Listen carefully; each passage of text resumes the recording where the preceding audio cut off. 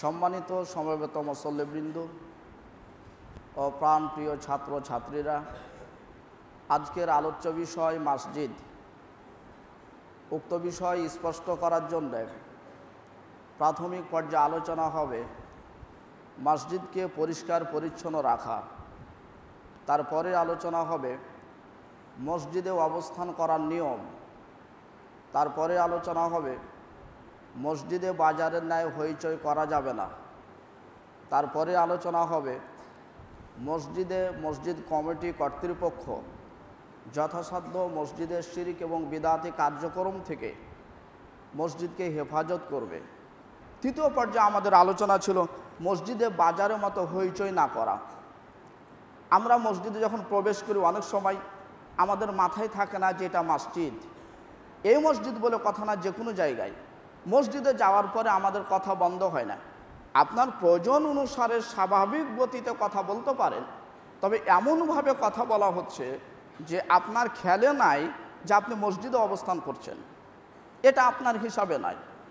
তো আমাদের হাদিসগুলো আমরা পড়লে বুঝতে পারবো যে মসজিদে আসলে অবশ্যই আপনার বাইরের পরিবেশ থেকে মসজিদে আসার পরে আপনার পরিবেশটা একটু হলেও ভিন্ন হওয়া উচিত। বাইরে যেভাবে কথা বলছিলেন, গল্প করছিলেন, বাইরে এলোমেলো যেভাবে হাঁটাহাঁটি করছিলেন, তার চাইতে মসজিদে প্রবেশ করার পরে আপনার গতিবিধিতে যেন প্রমাণ হয় যে আপনি একটা উল্লেখযোগ্য জায়গাতে এসেছেন, যার পার্শ্ব প্রতিক্রিয়া আছে, যার জবাবদিহিতা আছে। আপনার কথা, আপনার চলাফেরাতে যেন আপনার নমনীয়তা প্রকাশ পায়। আন আব্দুল্লাহ ইবনে মাসউদ রাদিয়াল্লাহু তাআলা আনহু قال, আব্দুল্লাহ ইবনে মাসউদ তিনি বলছেন, ক্বালা রাসূলুল্লাহ সাল্লাল্লাহু আলাইহি ওয়াসাল্লাম, রাসূলুল্লাহ সাল্লাল্লাহু আলাইহি ওয়াসাল্লাম বলেছেন, লিয়ালিনি মিনকুমুল আহলাম ওয়ান নুহাম সুম্মাল্লাযীনা ইয়ালুনাহুম সালাসাম। আল্লাহর নবীজি বলেন, যখন আমি ইমামতিতে দাঁড়াবো তখন তোমাদের মধ্যে যারা বিজ্ঞ জ্ঞানীজন তারা আমার পিছনে এই জায়গাটায় দাঁড়াবে, তারপরে পরবর্তীতে দাঁড়াবে। একথা 3 বার বললেন। এটা আমার বলা উদ্দেশ্য নয়। তাই মসজিদের সামনে, মসজিদে যখন ইমাম দাঁড়াবেন, ইমামের পিছনের জায়গাটা নির্দিষ্ট ব্যক্তিদের জন্য, জ্ঞানী ব্যক্তিদের জন্য। জ্ঞানী ব্যক্তি ওদেরকে বোঝানো হয়েছে যারা কোরআন হাদিস বুঝে। এখানে আপনি নেগেটিভ নেবেন না। আপনি চেয়ারম্যান, আপনি মেম্বার, আপনি কলেজের শিক্ষক। আল্লাহর নবী বলছেন যারা যোগ্য ব্যক্তি, যারা জ্ঞানী ব্যক্তি, তারা ইমামের পিছনে দাঁড়াবে। ইমাম যিনি দাঁড়াবেন তিনার সাথে একাধিক বিষয় সংশ্লিষ্ট। তার সাথে কেরাত সংশ্লিষ্ট হতে পারে। কেরাত ভুল হলে তাকে সংশোধন করে দিতে হবে, স্মরণ করিয়ে দিতে হতে পারে। ইমাম যদি তার সলাৎ থেকে সলাৎ মিস্টেক করে, সে বেরিয়ে চলে যায়, সেই সলাৎ ধরার মতো লোক থাকা লাগবে। তাই নবীজি বললেন, যখন ইমামতিতে দাঁড়াই তার পিছনে যেন বিজ্ঞজন দাঁড়ায়। এখানেও এই মসজিদেও অনেক সময় সমস্যা নেমে আসে। ইমাম ভুল করেছে, লোকমাকে দিবে, সংশোধনকে করাবে, ছাত্র নাই, খুঁজে পাওয়া যায় না। এই জায়গাটা নির্দিষ্ট জায়গা। নবীজি বলছেন, মিনকুমুল আহলাম ওয়ান নুহাম, তোমাদের মধ্যে যারা জ্ঞানী ব্যক্তি, বিজ্ঞ ব্যক্তি, তারা আমার পিছনে দাঁড়াবে। সুম্মাল্লাযীনা ইয়ালুনাহুম, তারপরে পরস্পরে দাঁড়াবে। পুরো মসজিদের মধ্যে একটাই মাত্র জায়গা যেটা নির্দিষ্ট, ইমামের পিছন। বাকি সকল জায়গায় যার যেখানে ইচ্ছা, যেভাবে ইচ্ছা, যে মানের ইচ্ছা দাঁড়াতে পারে, কোনো অসুবিধা নেই। এ কথা বলার পরে নবীজি বলছেন, ওয়া ইয়াকুম ওয়া হাইশাতিল আসওয়াক, তোমাদের ওপর আবশ্যক হলো মসজিদকে বাজারের মতো হইচই করো না। বাজারে যখন কথা হয়, কে কোন কথা বলে কিছু বোঝা যায় না, কে কোন দিকে চলে কিছু বোঝা যায় না। অনুরূপভাবে মসজিদে আসার পরে এলোমেলো এবড়ো থেবড়ো কথা চলে না।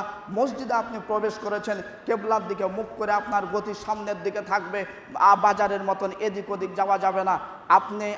আমি যথাসাধ্য চেষ্টা করব, যেই হন না কেন, মসজিদে প্রবেশ করার পরে মসজিদে আদব রক্ষা করে আমরা মসজিদে এসে সালাত আদায় করে বসার চেষ্টা করব।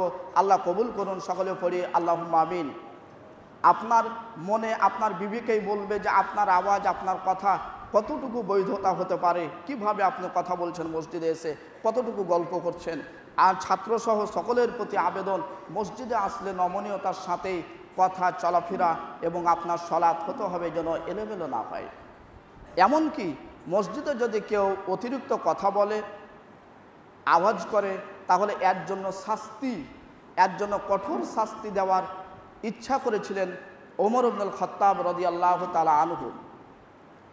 আন সাইব ইবনে আযিদ তিনি বলছেন, কুনতু কায়িমান ফিল মসজিদ, আমি মসজিদে নববীতে দাঁড়িয়েছিলাম। ফাহাসাবানি রাজুল, একজন ব্যক্তি একটি কঙ্কর নিক্ষেপ করল।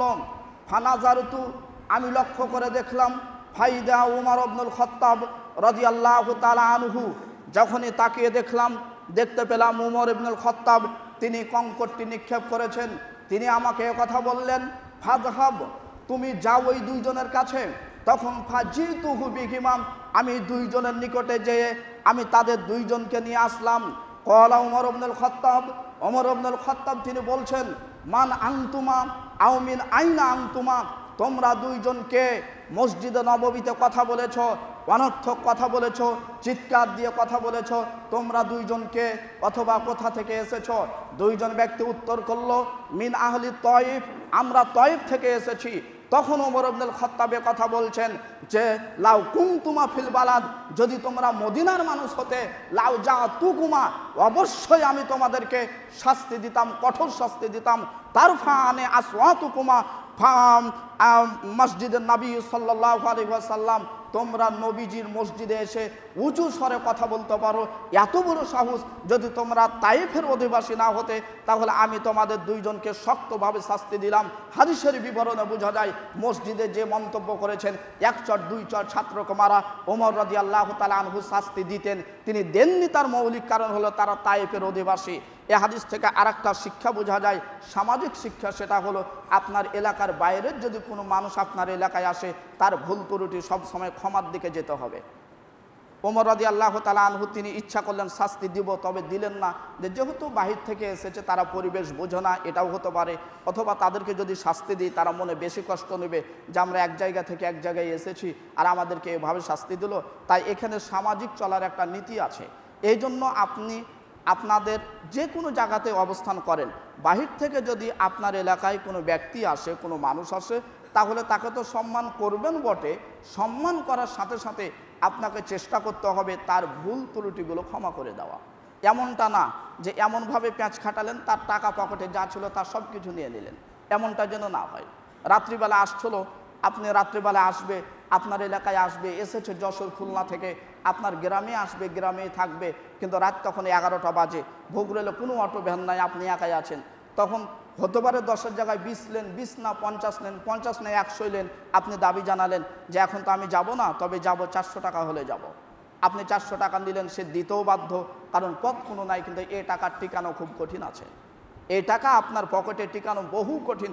দেখবেন আজকে 400 টাকা নিলেন, অথচ 10-এর ভাড়া, আপনি 100-তে যান, তাহলে 10টাকে গুণ দিলে যত হয়, 10-এ 10-এ 100 আপনি দেন। কিন্তু যখনই আপনি 400 চলে গেলেন, 300 চলে গেলেন, তখন আপনার বিবেচনা কি হয়, আপনার বিবেক কি বলে? এই হাদিসে ওমর ইবনুল খাত্তাব তিনি শাস্তি কেন দিলেন না? অথচ মসজিদে আওয়াজ করার কারণে তিনি জিজ্ঞাসা করলেন, তোমরা কোথাকার ব্যক্তি? তারা বলল আমরা তায়েফের।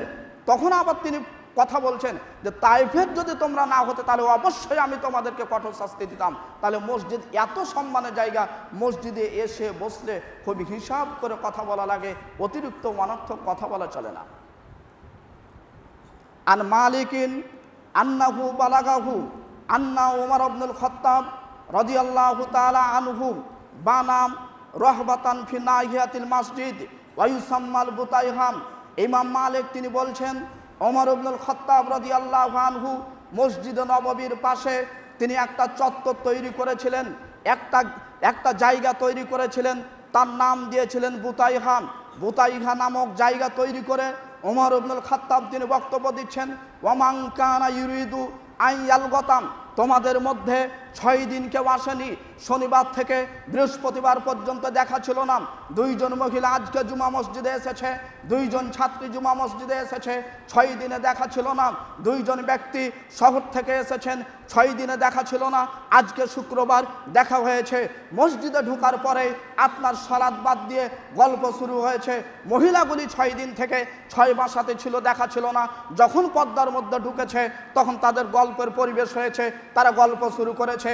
ওমর ইবনুল খাত্তাব তিনি মসজিদে নববীর পাশে বুতাইহা নামক একটা জায়গা তৈরি করলেন, তৈরি করে বলছেন, মান কানা ইউরিদু আন ইয়ালগাতাম, যাদের মন চাই অনর্থক কথা বলবো, বাড়ির গল্প করব, ছেলে মেয়ের গল্প করব, রান্না বান্নার গল্প করব, রাহু, অথবা মন চাই কবিতা পড়ব, গান পড়ব, গান দেখব, মোবাইল টিপব, এমন যাদের ইচ্ছা হয় আও ইয়ারফা সাওতাহু, অথবা উঁচু আওয়াজে কথা বলবো।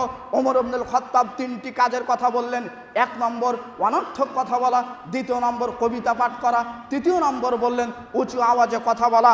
এই কথাটি তিনি পেশ করার পরে ওমর ইবনুল খাত্তাব তিনি বলছেন, ফাল ইয়াখরুজ ইলা হাযিহি রাহবা, এই তিন কাজ যারা করতে চায়, বাড়ি থেকে যখন বের হয়েছে তখন মহিলাটা কথা বলছে তার স্বামীকে, আমি জুমার সালাত আদা করতে যাচ্ছি।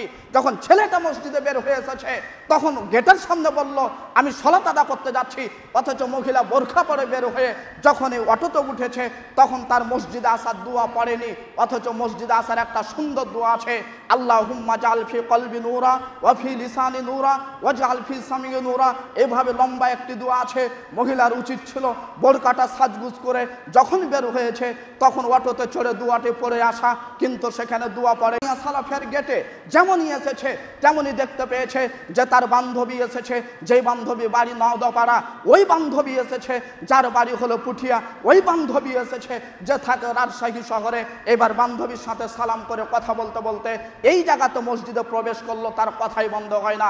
আল্লাহ নবীর সাহাবী ওমর ইবনুল খাত্তাব বলছেন, যারা এমন কথা বলতে চায়, যারা উঁচু আওয়াজে কথা বলতে চায়, যারা কবিতা পাঠ করতে চায়, এই তিন কাজ যারা করতে চেয়েছে, বাড়িতে যখন বের হয়েছে তখন বলেছে সালাতে যাচ্ছি, কিন্তু এসে গল্প শুরিয়েছে, তারা যেন ফাল ইয়াখরুজিলা হাতিহুর রাহবা, তারা যেন ওই বুতাইহা নামক স্থানে চলে যায়, ওখানে যে গল্প সারার পরে যেন মসজিদে আসে, তবু যেন মসজিদে নববীতে এক কিঞ্চিত পরিমাণ কথা না হয়।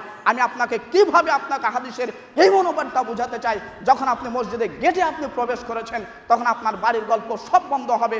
যদি ওটা আপনার বন্ধু, যদি ওটা আপনার বান্ধবী, যদিও 1 মাস পর দেখা হয়েছে, একটা কথা বলেন যে ঠিক আছে আপনি কেমন আছেন, পরবর্তীতে কথা হবে সালাতের পর, তা বলে এটা হবে না। ও আপনার প্রমাণ আছে যে মহিলারা মসজিদে আসলো, দেখতে মনে হয় ভালো, আসলো সালাতের জন্য, অথচ পুরো খুতবাটা তারা গল্প দিয়ে পার হয়েছে, বাড়িতে কি হয় না হয় সব গল্প দিয়ে পাশ করে চলে গেছে। এমনটা যদি হয় তাহলে জুমা মসজিদে আসার কোনো ফায়দা থাকে না। ওমর ইবনুল খাত্তাব তিনি শক্তভাবে বললেন, 3টা ভাষা উল্লেখ করলেন, আই ইয়ালগতা যে অনর্থক কথা বলবে, আও ইউনশিদা যে কবিতা পড়তে চাইবে, তারপরে বললেন আও ইয়ারফা যে উঁচু আওয়াজে কথা বলবে। সব মিলিয়ে একটা কথা বোঝানো হয়, সেটা হলো যে পারিবারিক গল্প গুজব নিয়ে ব্যস্ত থাকবে, সেজন্য মসজিদে নববীতে না থাকে, ওই পাশে একটা জায়গা করলাম বুতাইহা, সেখানে গল্প করে আসে। হাদিসের বিবরণে আপনাকে এভাবে আমি বুঝাতে পারি, যখন আপনি মসজিদে এসেছেন, সলাতের উদ্দেশ্যে যখন এসেছেন, যদি কিছু গল্পই থাকে তাহলে এই নিমতলার আমতলা মসজিদের সামনে গল্পগুলি সেরে আপনাকে মসজিদে ঢুকতে হবে। নারী পুরুষ সকলের জন্য হুকুম সমান। আপনি যখন মনে হয়েছে যে ঠিক আছে বন্ধু বান্ধবের সাথে দেখাই হলো 7 দিন পর, কথা না বললে কেমন হয়, তাহলে আপনি মসজিদের সামনে, মসজিদে ঢোকার আগে নিমতলাতে বা ফিল্ডে আপনি কথা সেরে মসজিদে এসে প্রবেশ করেন। মসজিদে যখন প্রবেশ করেছেন তখন খুতবার আগ পর্যন্ত কোরআন তেলাওয়াত করা যায়, অসুবিধা নাই, তবে আপনি খুতবার আগ পর্যন্ত 2 রাকাত করে সালাত আদায় করতে থাকুন।